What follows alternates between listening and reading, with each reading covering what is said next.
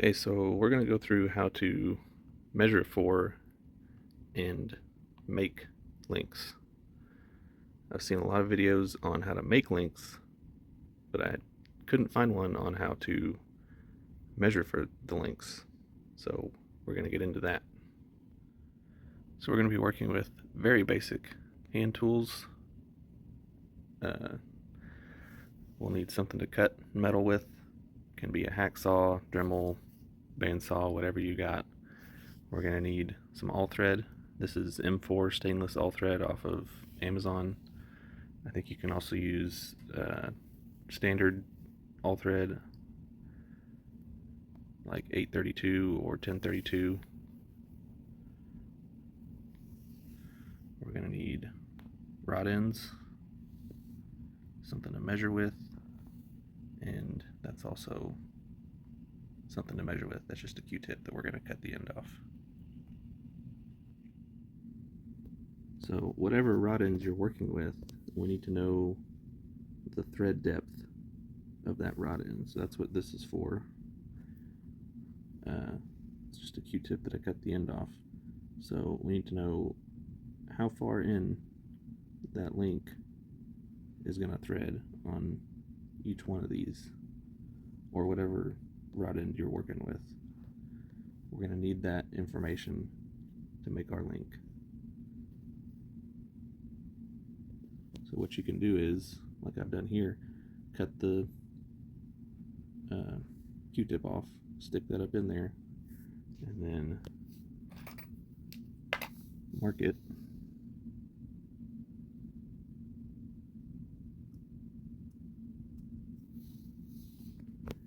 Sorry, I'm having to do this one-handed. So that's our thread depth there to that mark. And then we'll use our measuring device to measure.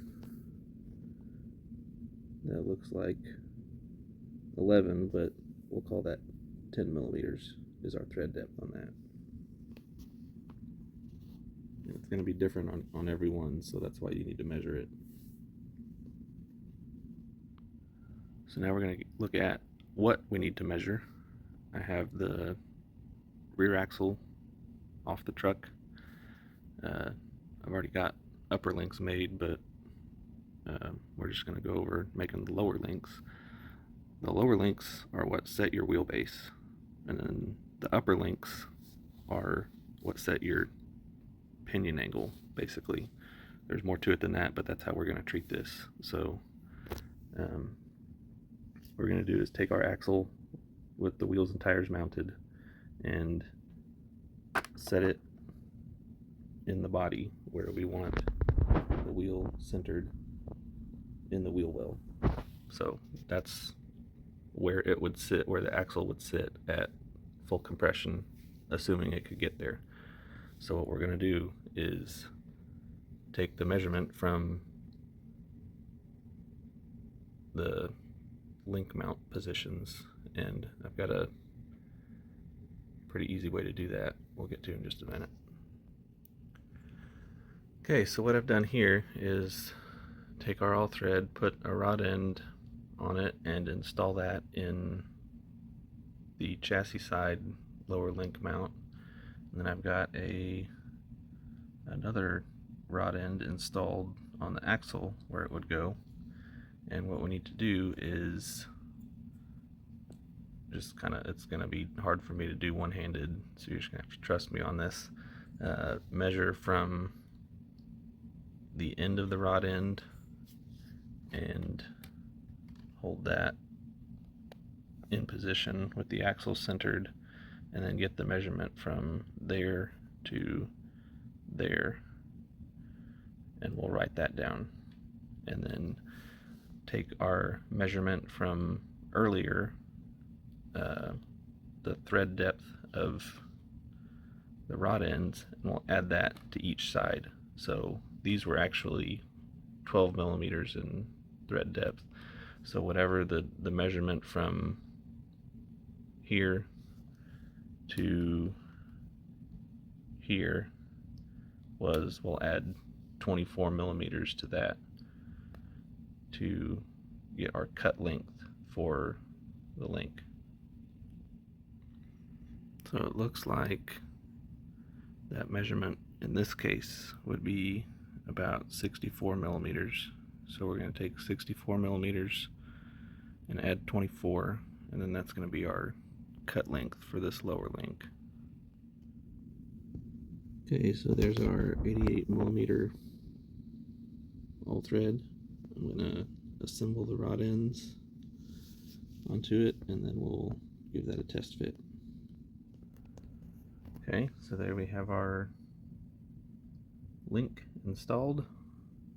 It's holding the axle right where we want it. So all that you would have to do now is make another one to match the other side, and then, like I said, probably take the body off, install the shocks, and do a similar process for making the upper links to set your pinion angle how you want it. And also, now that we have this made, you can get the eye-to-eye measurements. So that looks like it's about 100 or 101 for this one. So then you could take that measurement and either find some that are already made, or get like Hardcore RC or In the Works RC or whoever sells pre-made links. You can give them that measurement to have some thicker rod, or you could use this measurement. You can just run the all thread and then sleeve it with tube, like I've seen a lot of people do, because the threads will catch on rocks. So there you go. Hope that helps.